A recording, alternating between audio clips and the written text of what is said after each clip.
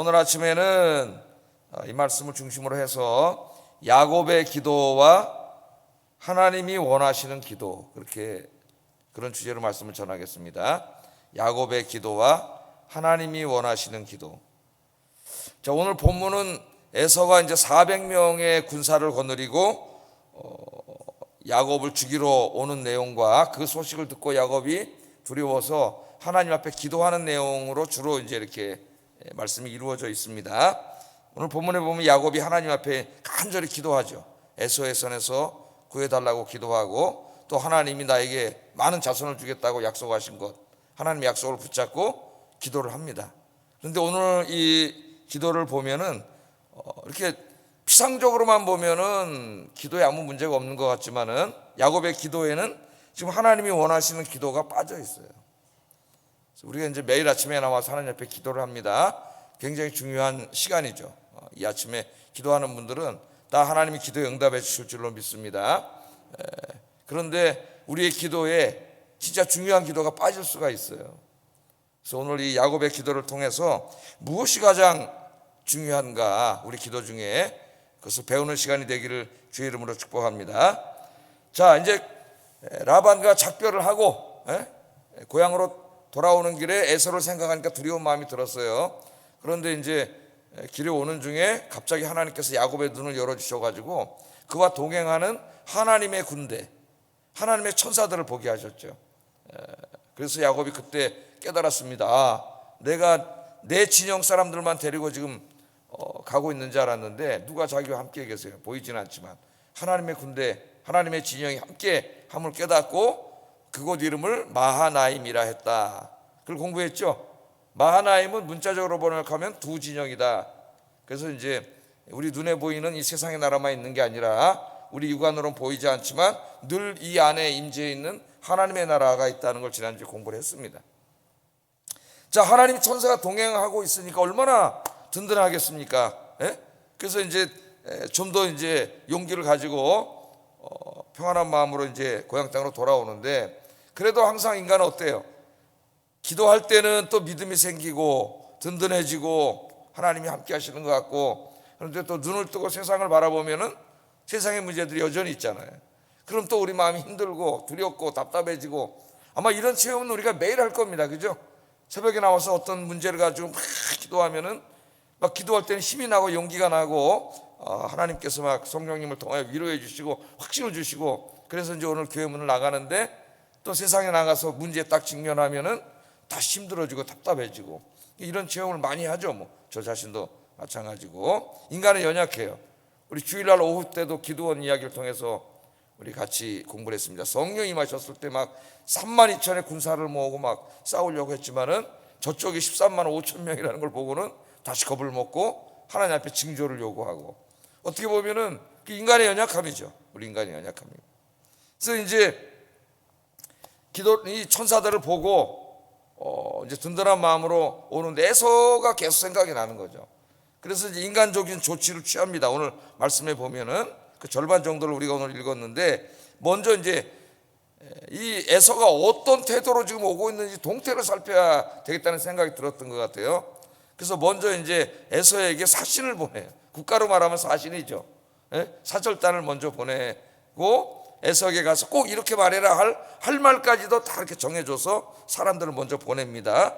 4절 5절 한번 읽어보겠습니다. 시작.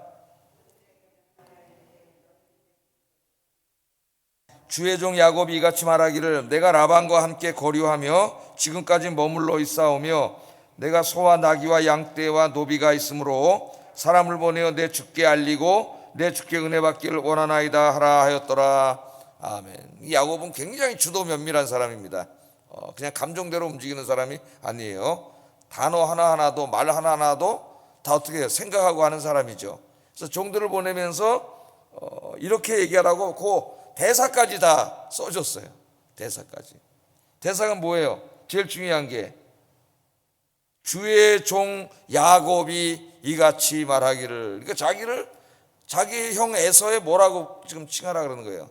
종이라는 거죠. 종. 저쪽은 주인이고 종이라고. 그러니까 이 언어 서로 대화를 할 때 호칭이 굉장히 중요하다 그랬잖아요. 호칭이. 왜 이렇게 얘기하는데 당신 그래? 그러면 되겠어? 그러면 벌써 그 사람이 아무리 오라도 당신이라는 호칭에 화가 나가지고 싸우는 거예요. 저는 사람들을 보면 그래서 가만히 보다가 남자들은 선생님이라고 불러줘요. 그게 선생님 그러면 화를 잘 안 내요. 선생님 그러면은 불러주는 게 굉장히 중요하죠. 우리 그리스도인들이 다른 사람하고 이야기할 때 호칭이 굉장히 중요합니다. 그러니까 이제 다 자기를 종이라고 낮추는 거죠. 한껏 낮춰요. 주의 종이라 그래. 에서가 주고 나는 종이라고 자신을 낮추면서 꼭 이렇게 얘기해라. 내가 먼저 와야 되는데 식솔이 많아가지고 지금 먼저 이렇게 인사드리려고 내 주인께서 보내셨습니다. 보통의 상황이라면 굉장히 예의 바르고 국가 간에 또 문제라면은 의전이 아주 철저하게 준비된 의전을 하는 거죠. 기분 좋게. 자, 그래서 이제 이 야곱이 보낸 사람들이 에서를 만나려고 가고 있는데 가지도 못했어요. 만나지도 못했어요. 왜냐하면 딱 가다 보니까 어떻게 하고 있어요? 에서가 오고 있는데 400명의 훈련된 군사를 거느리고 오고 있는 거예요. 6절 한번 읽어볼까요? 6절 시작.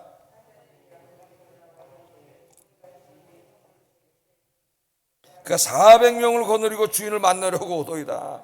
인사도 못하고 왔습니다. 말도 못 전했어요. 400명을 거느리고 온다는 거예요. 400명. 예? 왜 오고 있을까요? 400명의 군사를 거느리고 동생이 온다는 소식을 듣고. 예? 죽이려고 오는 거죠. 죽이려고. 20년 전에 그 일을 생각하고 죽이려고 오는 거니까 이 에서는 20년 동안 야곱을 잊은 적이 없어요. 이놈의 새끼 같은 오교만 해봐라 가만 안 둔다 그러고 20년 동안 화를 키워온 거죠. 분노를. 그러니까 그 이전에 야곱이 어떤 조치도 취하지 않았음을 알 수 있습니다. 20년 동안. 자, 이 소식을 듣고 야곱이 어떻게 했어요? 예? 야곱이 답답해졌다. 두렵고 답답해졌다 그랬습니다. 그래서 야곱 자기 이름다운 조치를 취합니다. 우선 7절 8절 한번 읽어보겠습니다. 1차 조치 시작.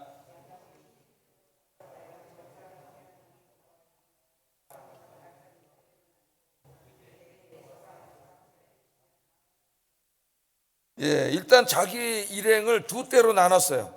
두 때로 나누면은 자기는 한쪽에 속하게 되겠죠. 그래서 이제 자기가 속한 그룹은 뒤쪽에 가고, 예? 나머지 반은 앞에 가게 하는 거죠.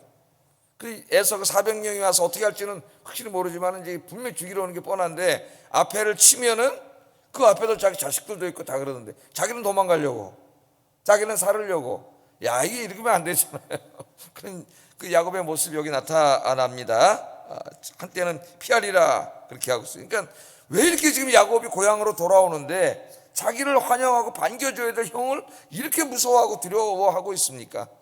왜 자기 동생이 20년 만에 돌아오는데 그 동생을 죽이려고 400명의 군대를 데리고 에서가 오고 있어요. 이 모든 일은 20년 전에 야곱이 자청한 일이에요. 야곱이 자기 형 속이고 아버지 속이고 다 속여가지고 형이 가져가야 될 그 장자권, 하나님의 축복권을 비열한 방법으로 뺏었단 말이죠. 가만히 있었어도 하나님이 자기에게 주실 텐데 그걸 그런 비열한 방법으로 다 뺏어가지고 에서의 눈에서 피눈물을 나게 만들었어요. 우리 이미 에서에 대해서 공부했죠. 에서는 진짜 사나이입니다. 사나이, 터프한 사나이, 사냥하고 막 털도 많고 막 이런 사나이인데 이 장자권을 뺏긴 다음에 방송대고겠다 했어요. 방송대고. 그러니까 그게 그 당시 사람들에게 얼마나 중요하게 여기고 있었던 것인지. 에서는 하여튼 하나님은 별로 뭐 이렇게 안 했지만은 그 축복, 복, 아버지 거 모든 게 다 내 거다 하는 그 욕심이 있었는데 자기 장자권을 절로 뺏어갔잖아요. 사기쳐가지고.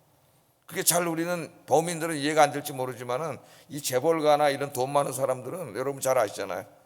저 삼성가가 이제 이건희 회장도 죽었지만은 그 사람 아버지 이병철이 어떻게 해요? 그 이건희가 제일 똑똑하니까 거기다 물려주려고 큰아들 정신병에다 가두기까지 했습니다. 자기 자식보다 이 기업을 읽은 사람 기업이 더 중요해요. 권력을 가진 사람들은 아버지와 아들도 권력이 나눌 수가 없어요. 이게 그 형제는 아무것도 아니에요. 나중에 이 돈 문제, 재산 문제가 생기면은 형제는 진짜 남만도 못합니다. 원수가 돼버려요. 근데 여기 지금 더더군다나 이거 속여가지고 다 뺏겼기 때문에 피눈물을 흘리면서 20년 동안 그렇게 이 사나이 중에 사나이가 방송되고 가면서 울었으니까 물론 지 잘못은 거기도 지가 잘못해가지고 그런 거죠. 그러니까 이 모든 일은 다 자초한 사람이 야곱이에요, 야곱. 그래서 우리가 여기서 하나 계속 야곱 이야기를 우리가 공부하면서 깨닫게 되는 것은 우리가 잘 살아야 된다는 거예요. 살면서 다른 사람 눈에서 피눈물 나오게 하면 안 된다. 그러면 자기 눈에서도 피눈물 난다.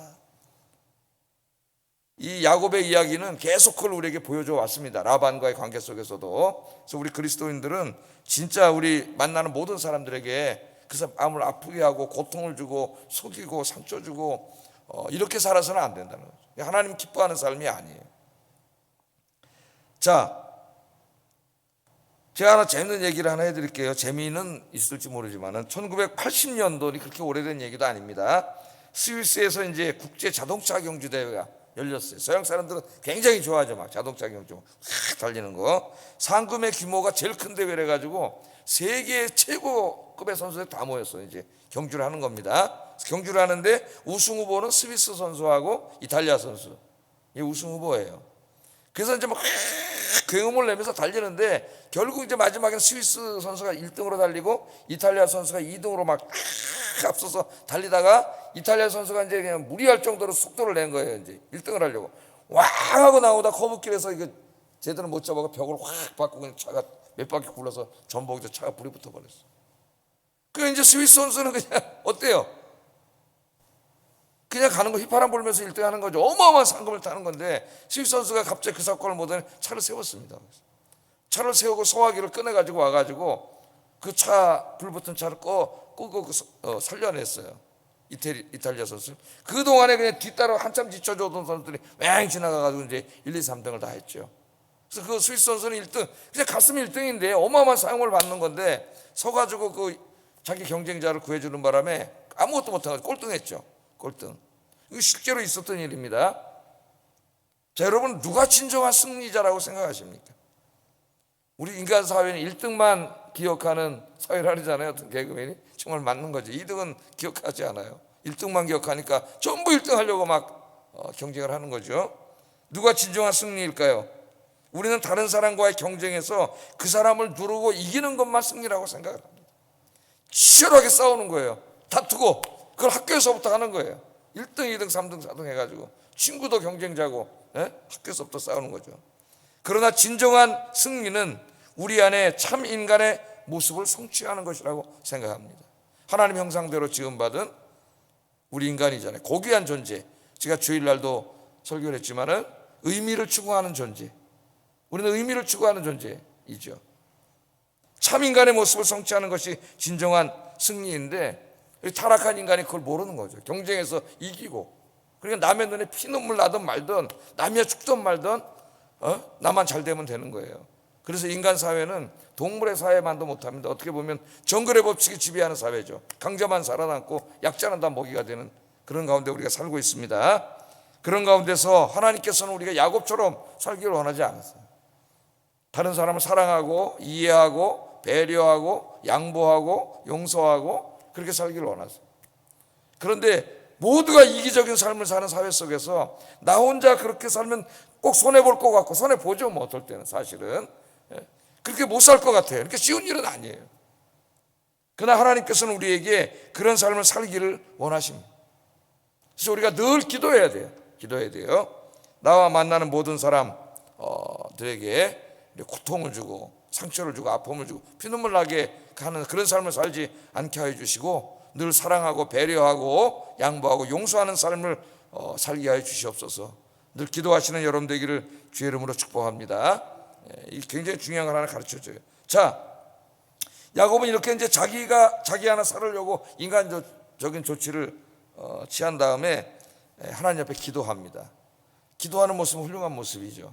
기도를 하는데 먼저 9절 10절 한번 읽어보겠습니다. 이렇게 기도를 합니다. 읽어보겠습니다. 시작.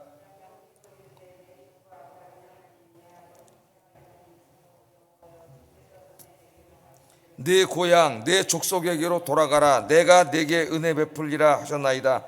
나는 주께서 주의 종에게 베푸신 모든 은총을 모든 진실하심을 조금도 감당할 수 없사오나 내가 내 지팡이만 가지고 이 요단을 건넜더니 지금은 두 때나 이루었나이다. 지금 누구하고 대화하는 거예요? 야곱이 하나님하고 대화하는 거예요. 하나님께 기도하는 내용입니다. 여러분은 어떻게 기도하시는지? 첫째는 뭐라고 기도했어요?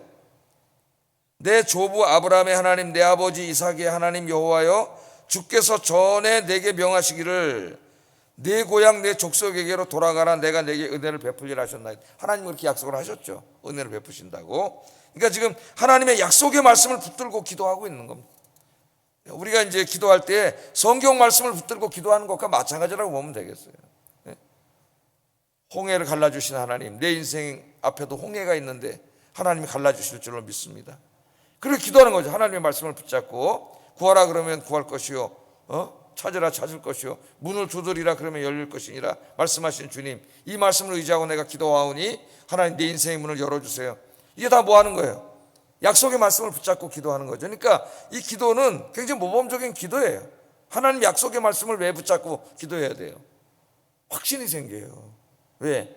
말씀에 약속하신 것이기 때문에 그냥 기도하는 것보다 하나님의 약속의 말씀을 붙잡고 기도하면 하나님은 성경시대에 그렇게 응답하셨잖아요. 역사하셨잖아요. 그 말씀을 붙잡고 기도하기 때문에 확신이 생기는 거예요. 나의 믿음이 생기고. 그래서 말씀을 많이 알아야 돼요. 말씀을 붙잡고 기도해요. 두 번째는 뭐라고 기도했어요? 하나님의 은혜에 감사하는 기도를 드렸죠. 이 기도도 아주 훌륭한 기도죠. 자신의 빈손으로 고향 땅을 떠났지만 하나님께서 큰 복을 주신 것을 감사하는 기도를 드리고 있습니다. 저는 이북 사람의 아들이기 때문에 이런 기도를 하는 걸 많이 봤어요. 어려서부터. 이북 땅에서 넘어올 때 저희 아버님도 17살 때 공산당이 싫어가지고 넘어왔는데 그걸 끝으로 어머니 아버지 형제도 하나도 못 보고 맨날 그리워하시다가 돌아가셨어요. 참 안타까운 그런 일인데요. 그렇게 해서 이제 우리 아버님이 넘어왔죠.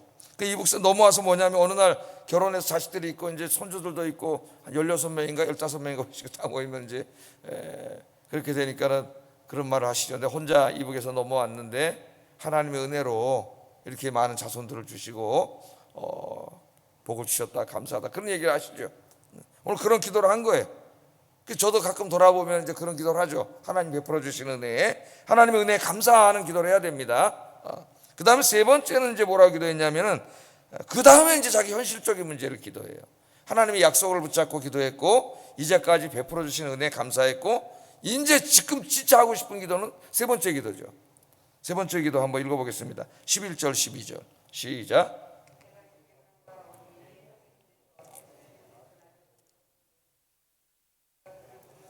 그가 와서 나와 내 처자들을 칠까 겁이 나기 때문입니다. 주께서 말씀하시기를 내가 반드시 내게 은혜를 베풀어 내 씨로 바다에 셀 수 없는 모래와 같이 많게 하리라 하셨나이다.